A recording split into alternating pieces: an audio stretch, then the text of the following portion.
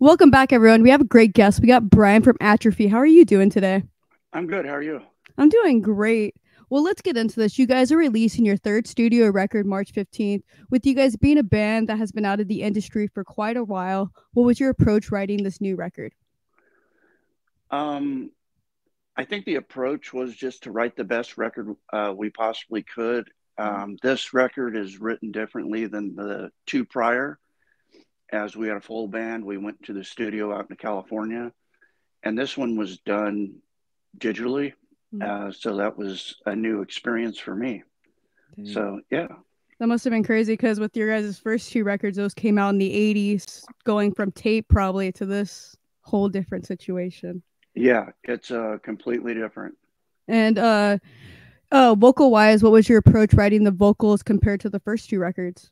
I think I kind of know my body now, where I can push and where I can't push.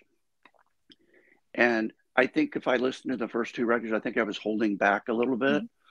and not trying to just let it all out. So I guess that comes with maturity. So that I think that's the main difference. I feel like you brought more too. Like you're more showing like you can do different styles compared to where like the first two records. I feel like you were kind of like Chuck Billy-ish, you know? Oh, well, thank you for that. No, it's um, cool. Like it's cool. Like you have like some really different parts. I thought this record brought a lot in different layers. It was pretty cool.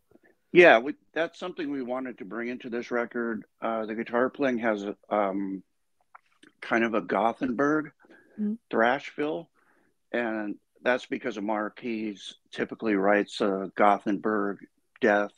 He's been in thrash band, so the stylistically, it's just a little more fancy on the guitar playing side. Yeah. So I think I tried to challenge myself vocally on "Close My Eyes." You know, that's got that real pretty intro to it, and then it just gets ultra heavy. So yeah, it was a fun record to make. It's definitely I love that you guys brought different styles, definitely. And with Nathan on guitar, insane too. Oh, Crazy cool. guitar player. He Um he's amazing. he is amazing. I went to MI with him back in the day. It's Really crazy to see his growth from well, he was insane then, but to see his growth to here, insane. cool. Um, Can I tell you a quick story about him? yeah, tell me anything. Okay, so Nathan hit me up on Facebook because he just saw the first release of the band picture, Mhm. and it was just me and Mark standing there. He hits me up on Facebook and he says, "Hey, if you need a guitar player, hit me up."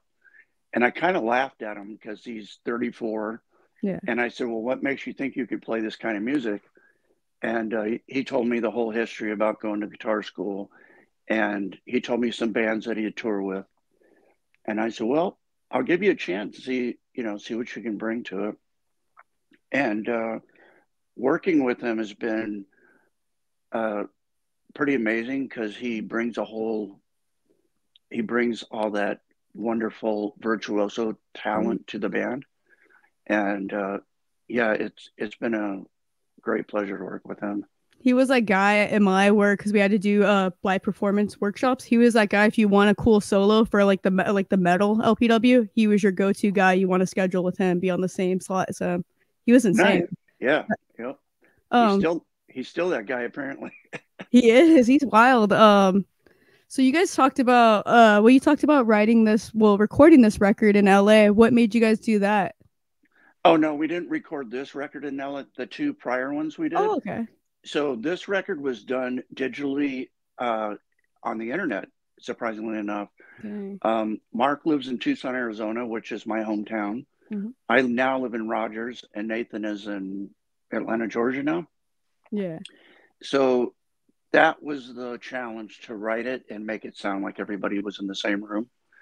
Um, so yeah, it was definitely different. But doing it this way, we could definitely take more time composing and vocal layering.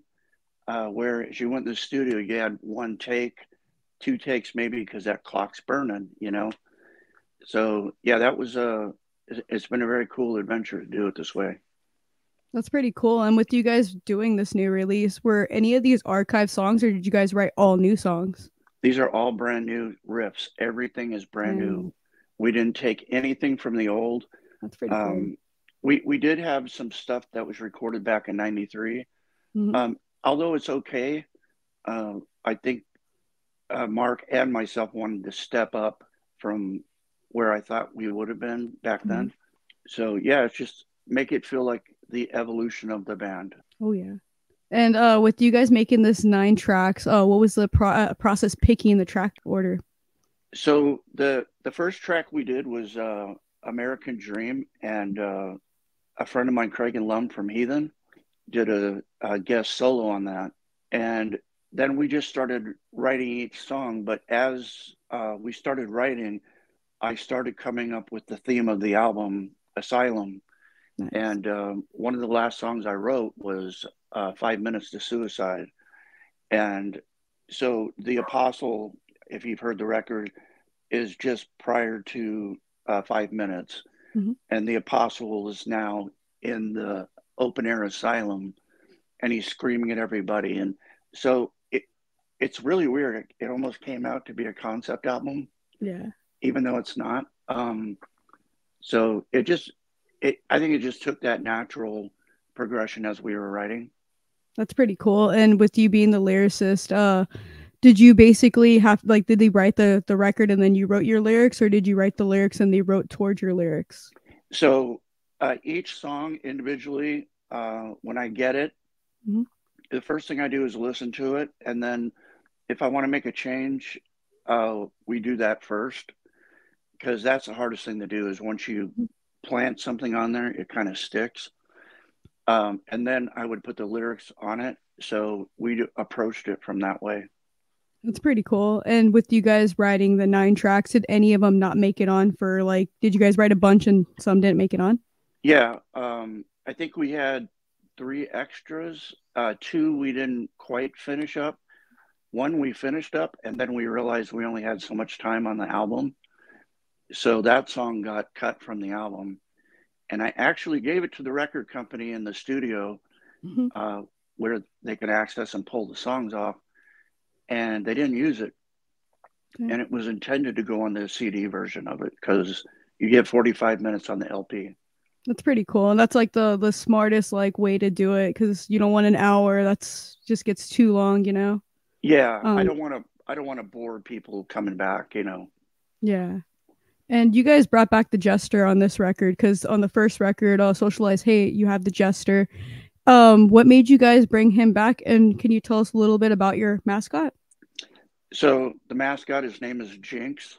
Hmm. Um, I I brought him back because first of all, he's probably one of the I don't know, people may argue with me, but I really like the first album cover a lot.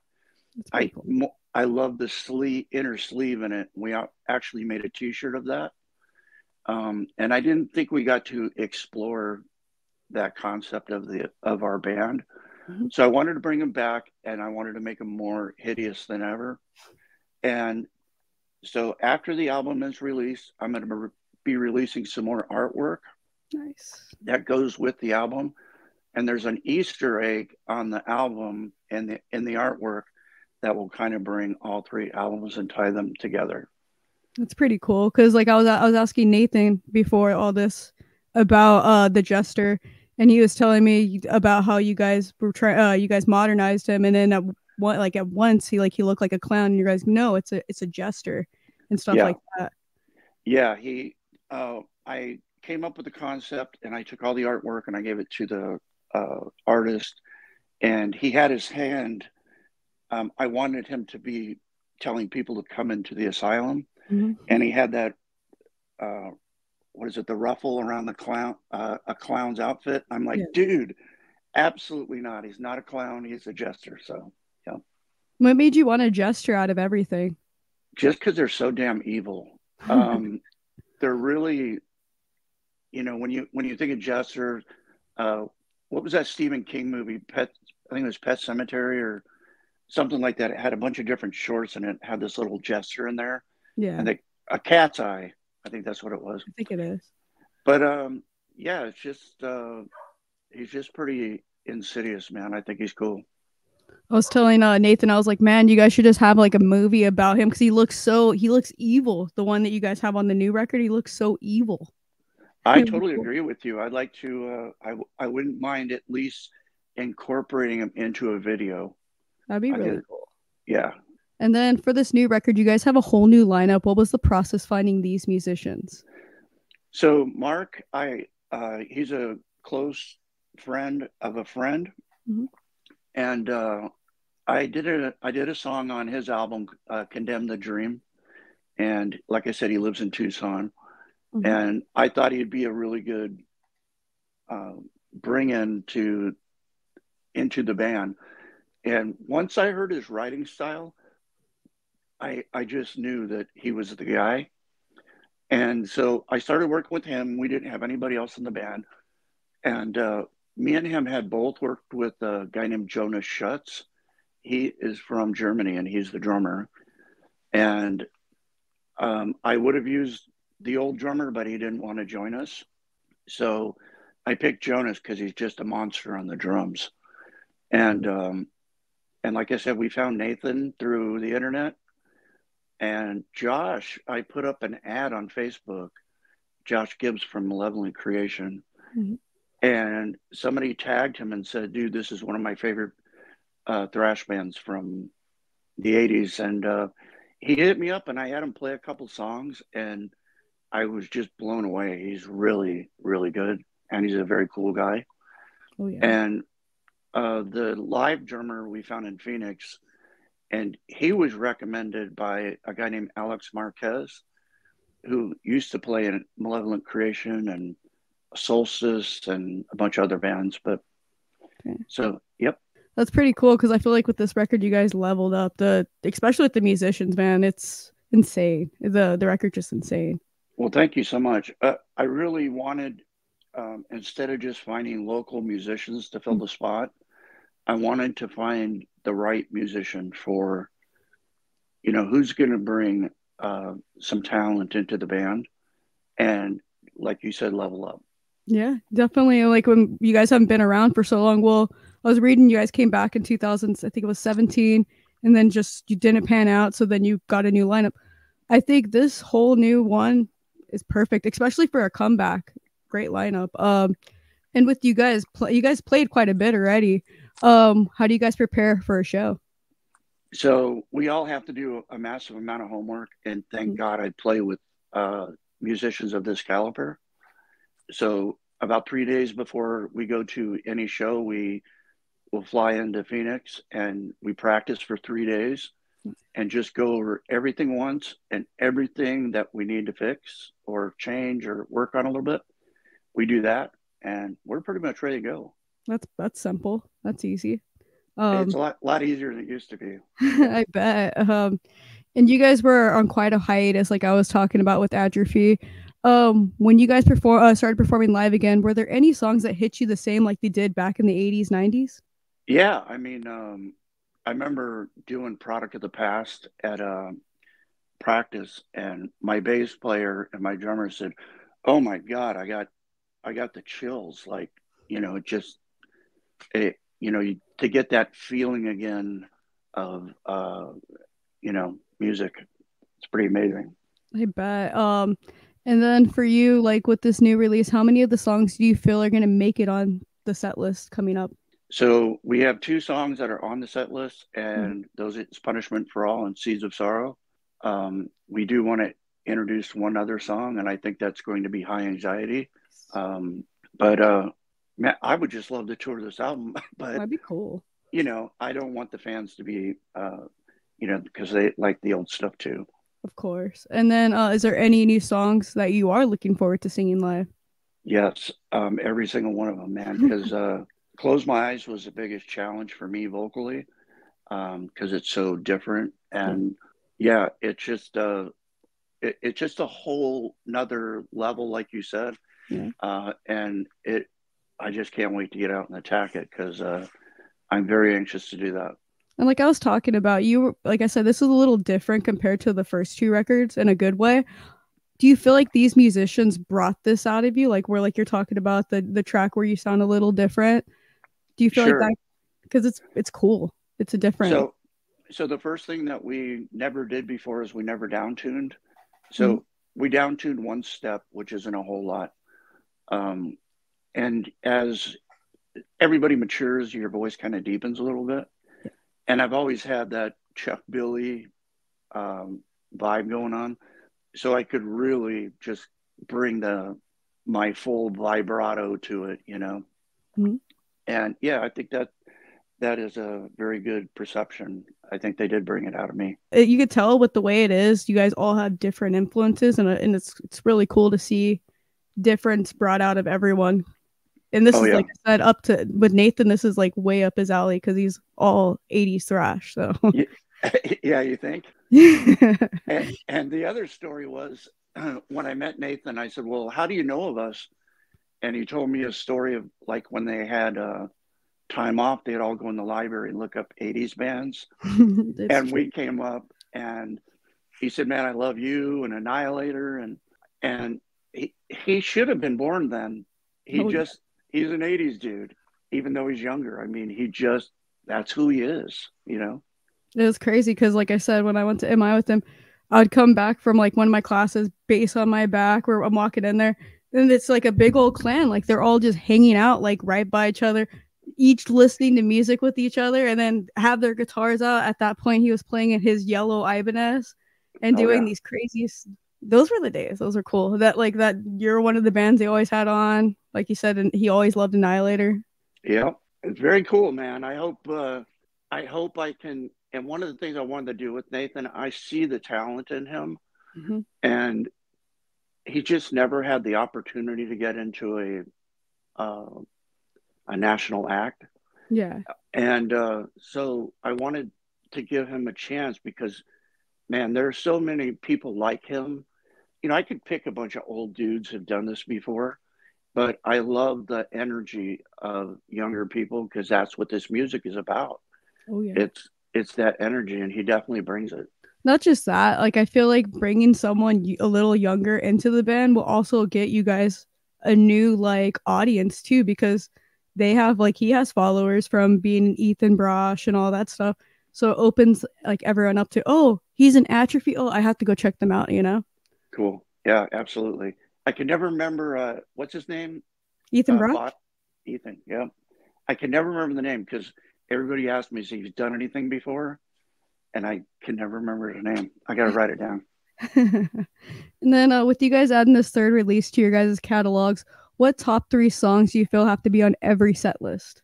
Man, I just I don't know because that's such a hard question. Before there was always those standout songs. Mm-hmm. Have you heard the album? Yes. Okay, um, it's really hard because I kind of go back and forth on some of these songs, and man, that's a tough one. I probably want to interchange them as we go. That makes sense. Um, and of course, the fans always tell you, you know, what songs to play because they'll be out just shouting one name, you know, and you got to play it, you know. That makes sense. And with the other two records, so you guys already added two new songs on there. Do you interchange the set list with the other two records too, with like adding some in and taking some out, so you can make it where it's somewhere in there from back in the day? Yeah, absolutely. We've tried to keep a steady movement of songs because we don't want to play all the same songs. Oh yeah. Um, I did revise the set list and went back a little bit to what we used to do because it just those are the classics. Of course they are. And with you being a lyricist, with this new record or with any of your records, has any of the lyrics you've written mean anything to you? Like they Oh affect you? God, yes. Um, so case in point, punishment for all. Hmm. So during COVID, we're all locked down and this sucks. And I'm watching the attempted insurrection on TV. Yeah. And I'm just like, we're all locked down, but they're all out and people are carrying guns by the Capitol. And, so yeah, that really affected me. I Hmm. think the whole COVID lockdown affected me in a very good way Yeah. from a writer standpoint, because the song Distortion is literally what the news channels are doing. They're just taking this crazy, outlandish shit and they're talking about it every day, and people and high anxiety. Everybody was very anxious and talking about a civil war and all this other shit. And I just couldn't imagine why people were even thinking like this because we're going to get through it. Shit, we went through World War II. You know, it's another, but yeah, so it was, every one of these songs definitely means something to me. Very personal stuff. Makes sense. That's really cool. And with you being a vocalist, is there any vocal exercises you do before performing or recording? I do. So I'll pull a song from like Judas Priest or something that's a little not as rough on the Mhm. voice and start working with that. And then I fully sing the song, and that just kind of opens up the vocal cords because you have to kind of change the, get the on there as well as singing. Mhm. And like my daughter doesn't understand. She's like, "Oh, do you really think you sing?" I'm like, "Well, sure. I'm in key every time. If I wasn't, it would sound like crap." Yeah, And it's really hard to tell somebody how this is really singing. I know it might not be to your taste sometimes, but it's tough to sing. it is, especially with thrash, Yeah, because because you you're have to right. be high energy while making sure you're staying on key the whole entire time. Right. Yep. And so, with you saying that you would practice those, how long before a show do you practice or rehearse or exercise? Probably 15 minutes. Not bad. That's all. Yeah. I was thinking like hours or something ahead. Is Oh that no. One of the things you don't want to do is wear yourself out before a performance. of So course. you want to open up your diaphragm, open up your vocal cords, and then just go out and do it. Yeah. Um, and with you, you guys, I just noticed you guys did the thing with Violence, Exhorter, and I think it was Hyrex on there. You've done some pretty cool lineups. What's your dream tour lineup be? Man, I've always wanted to go out with like Testament, Exodus, one of the bigger thrash bands, because it seems like the Bay Area, that's always been like the little secret, and Yeah. they always go out together, Death Angel, and it's like, hey, man, there's some great bands around. You guys should go out and pick some up because I feel like it's almost, uh, I don't know, you have to be in the club, you know. Maybe. Yeah, I agree. I think it's crazy because I've seen that lineup with that whole setup they did last year. I think it was, and it would be cool to have like someone like you or Toxic or Exhorter or even Violence like on something like that. Where even if you guys are just the absolutely. opener, because like it brings another audience in too. Like that's like right up your guys' alley. Absolutely. We got to play with, I've played with Testament and some other big bands, but it's usually at a festival. Yeah. And we've never got to actually go out and tour. And it seems like every time we go out, we're competing with, we were in Europe in 21, and I think the bill was Death Angel, Testament, and Exodus. Dang. And, we're playing across town in a club. I'm like, well, shit, who would you go see? I It's not agree. really fair. I think it's kind of unfair that they set stuff like that on the same day. Like it's something that they should be like, hey, okay, so another thrash band, a decently known over here. Let's try to let all the fans go there, and then we'll play the next year or something, or the day before. Because Sure. thrash fans are Absolutely. all about going to like 10 shows a week. Like Absolutely. um. And you've been in the industry for quite a while now. What have you learned from touring with bands? Just to be humble and be patient because things never go right.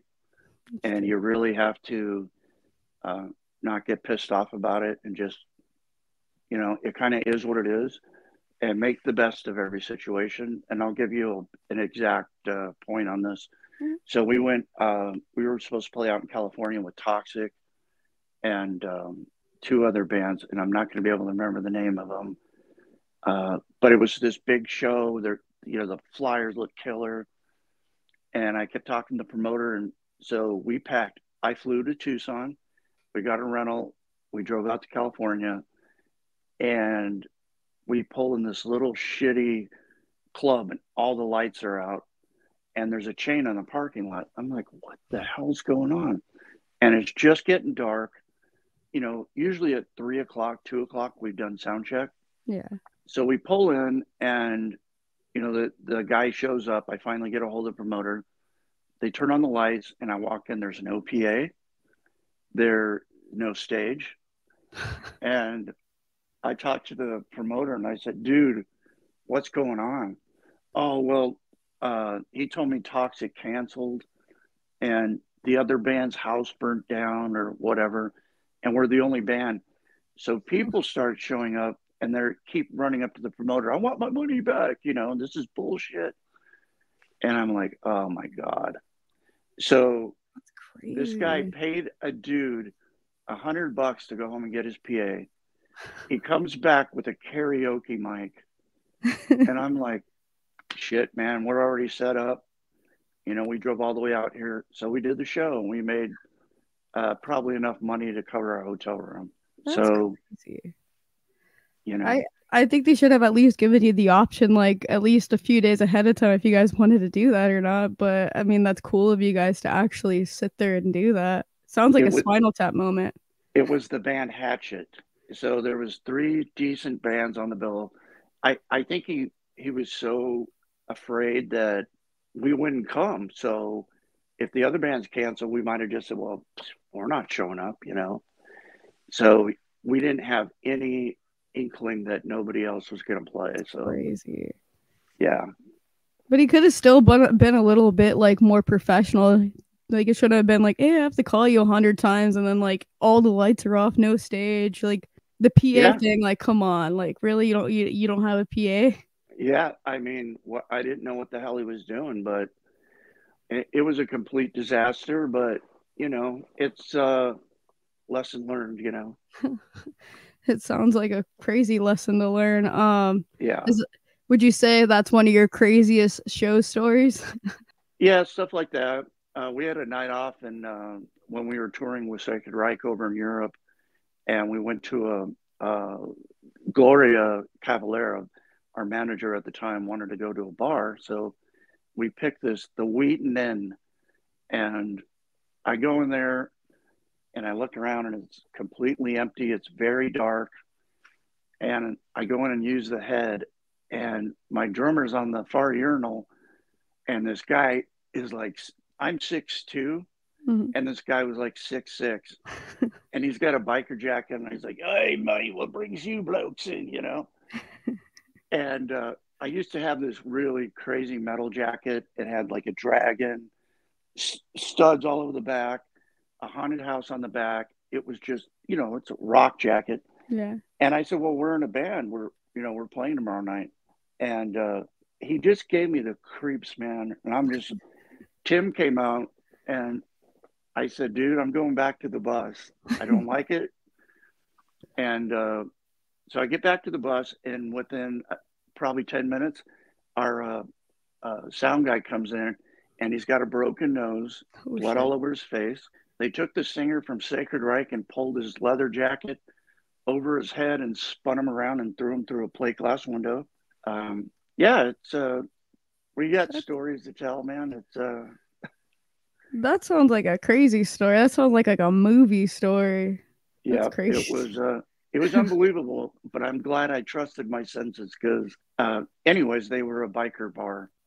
We were on their turf, and they didn't like it, and they were going to let us know. So It sounds like some Pee Wee Herman's Big Adventure situations. truly, doesn't it? Hey, but as long as you guys get on the bar and do tequila, right? No, I'm just Yeah. Shit, we would have played for them. Damn it. We were not. I wasn't there to fight with anybody or yeah. That's crazy. That sounds yeah. insane. What do you feel like's the hardest thing with touring? Money. Money is, and I'm finding this out because we've been back for a while, Mhm. and it just seems like if you have no tour support from your label and everything costs a lot more Oh yeah. than it did back then. And we would get $10,000, get a tour bus, and we had a booking agent. We just go tour. And now it's kind of left up to me to Dang. do everything, to book the shows, find promoters, all this other stuff. So it's just very different, very different times. So do you feel like Massacre supports you a little more than Roadrunner? Because I know you guys used to be as Roadrunner and then you guys switched over to Massacre. So Roadrunner, I used to think was kind of a crappy company, Mm-hmm. but they weren't. They were top notch. They picked up Sepultura later on. They had Annihilator. They got Nickelback. They just started getting all these. I believe Slipknot started on Yeah. uh, Road Racer, if I'm not mistaken. So, I always felt like, they're probably not a big label. They're not going to give us all this stuff, but they took care of us. You know, Massacre. What I understand is there's three people who work in an office, That's cool. and it's the owner, a secretary, and somebody else. And so, and they got a lot of bands. Oh yeah. So I have not, the album's not out yet, but Mhm. I'll hit them up and see if they'll give us some support, so we can get out and go. Definitely get you like guys like on a big tour to get you guys like jump started back out there, you know? That'd be cool. Absolutely. Absolutely. I've been trying to do that, but we just had a incident where we might be replacing our drummer. Ah. And, whenever you're in a precarious position like this, because I am working with a booking agent and shows are usually booked like a good 4 to 6 months out.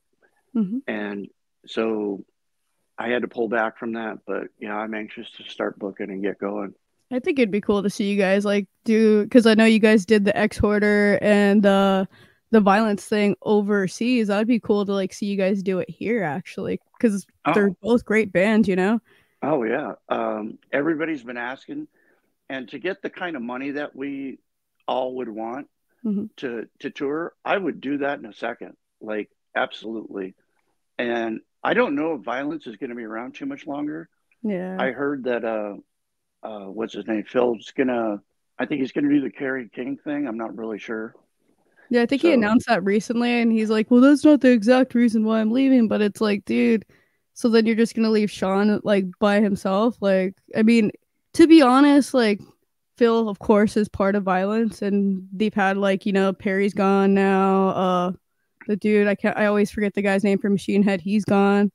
yep, Um, so, but the thing is, vocals are everything in a band. So it's not like as long as you have the musicians to back what you're playing, I feel like they could carry on without Phil. It's not like Phil's bringing in all the fans. I love violence regardless, with Phil or not. absolutely, I do too. He's a great, great guitar player. I will say that. Hmm. Um, I think you're right. We'll see what happens. Man, that's his band. It's his band. It's something he's wrote all the songs Yeah, for that band. Well, most of them. And I think he should continue on because man, the the fans down there, I mean, they loved us, they loved Hyrax, they absolutely love Exhorter and Hyrax, and to see the kind of love they actually have for these bands, it's pretty cool, man.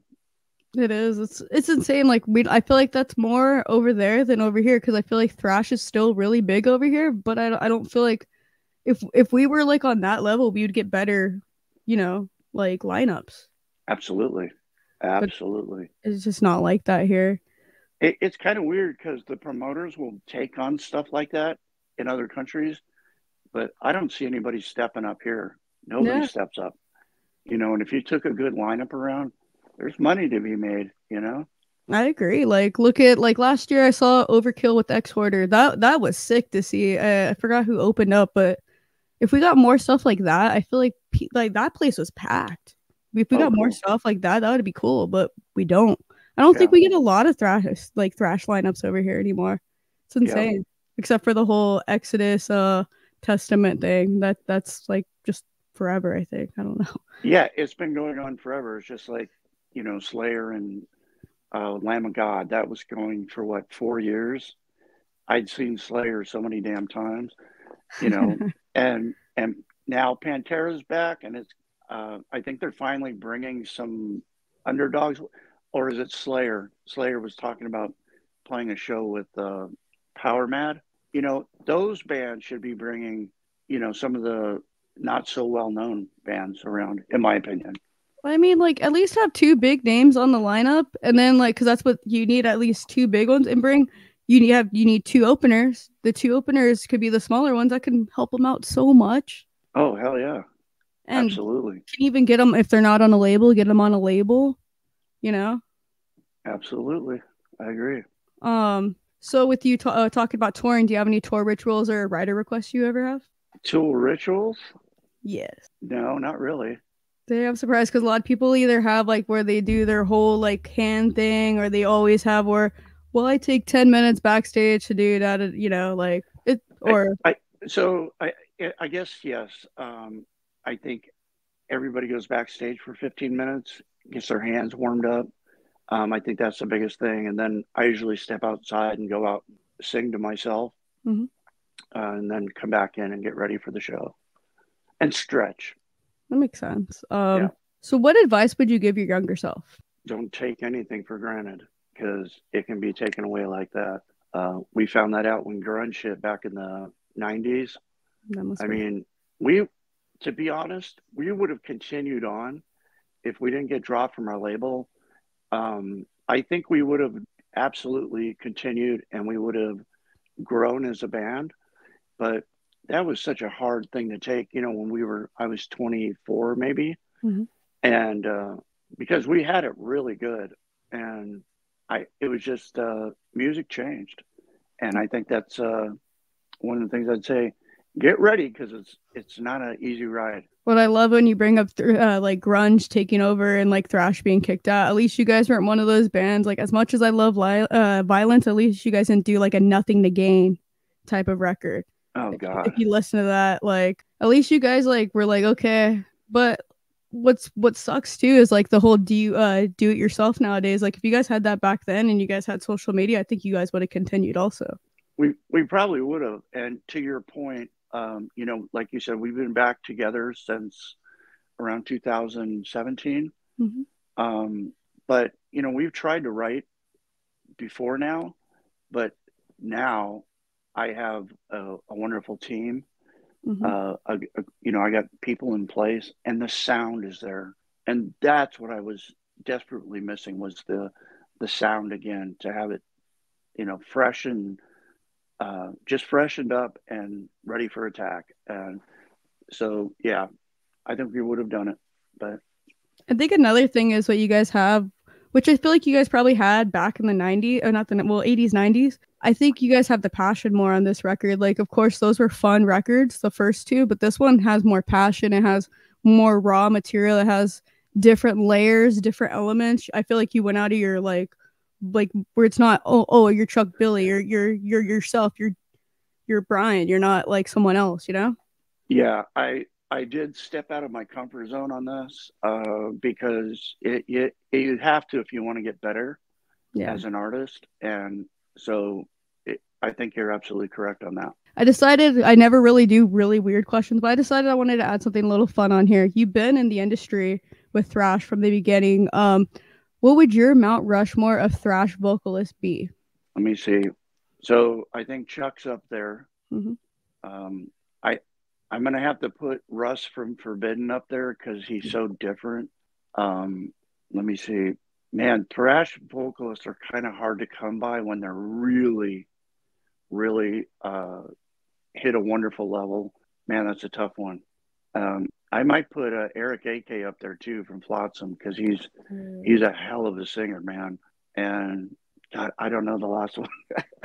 Hey, but that's I, still like I'm glad like it's kind of like a different approach instead of like, oh, James Hetfield and I would add Dave Mustaine, and then like it's something different, like because a lot of people, Forbidden's been back, that's cool, and then of course you have Flotsam and Jetsam, which I'm kind of sad they're not doing more because I recently they canceled one of their shows because of ticket sales. It sucks because like they're a great band like you were talking about too. oh my God, they're really really strong. Mm-hmm. They are such great musicians, but I don't know if the vocals have hindered them or what. But you're right. I've heard that they have some poor ticket sales sometimes. But man, if you ever go see them, they kick ass, man. They Yeah. really do. Great, great band. Oh yeah, I agree for sure. And then with someone checking out Atrophy for the first time, what three songs would you recommend them to check out? New or old? It could be either. It's what you would say. Uh, well, since the album's not out, I'll go Punishment for All, and I'm going to go one from each record. So I'll go Socialize Hate, Violent by Nature. There, I love Violent by Nature. I got into you guys probably, I want to say like ninth grade. I have both your guys' records actually in my room because I Uh, collect vinyl. You guys were one of those bands I went right before we'd go to the show, crank you guys up every time. oh, nice. Thank you. Beer This Bong, maybe Beer Bong too. I don't know. that was like probably the first song I ever heard from you guys. I was like, what? This is so cool. And then you guys had like a different album cover compared to everyone else. Like, I don't know. It was Yeah. pretty cool. Somebody gave me shit about the album cover and they said, oh, we don't really have good album artwork. I have to disagree with that, man. I think we've tried to be different in that aspect too. I don't want to have the same Right. shit as everybody else, you know? I want it to be different. I feel like you guys had like the different album covers and like the logo was different. It wasn't all the same as everyone did in the 80s. That was what was cool in my opinion. Thank you. When Nathan joined the band, he's like, dude, that that metal logo with the points on it, dude. We have to use that. That's so metal, man. That's I know good. you could hear him saying that. It is, oh yeah, with his accent. Oh my god. Yeah. Uh, the And like Beavis thing. I'll never forget when I went to MI, he recorded a video of him. I think he was doing Beavis and Butthead. That's it. Yeah. That's actually his normal voice though. It's not even like an impression really, right? I had him do that. Our drummer was doing something and we had some time up on stage because everybody had walked up there. And I'm like, well, play a little guitar. And then he walked up there and he's like, he did his little Beavis thing. And everybody thought it was awesome. So, yep, he's a live version. It's cool to see him like join a band like this. I was excited for him. I remember congratulating him and being like, dude, it's so sick. I grew up with them. Oh my God. Nice. But Can I ask, can I ask, are you his age? I'm 31, but like we're basically the same age. Right. Cool. I mean, pretty cool. But so where could everyone keep up with you guys and buy this new release? So you can go on Facebook or Instagram, and as you can kind of scroll down and you'll see where you can pre-order this, and I'll probably put it back up so people can find the pre-order link. Mhm. But it's going to be available on Amazon and Spotify, all that stuff. Nice. And you can order it from your local record store, I hear. So I think Massacre, and I think their distribution company is Sylvania. So I think it's going to have a good, it should be available most places. That's good to know. And I'd like to thank you for being on the show. Thank you so much. I really appreciate it. Well, I'm going to end the show.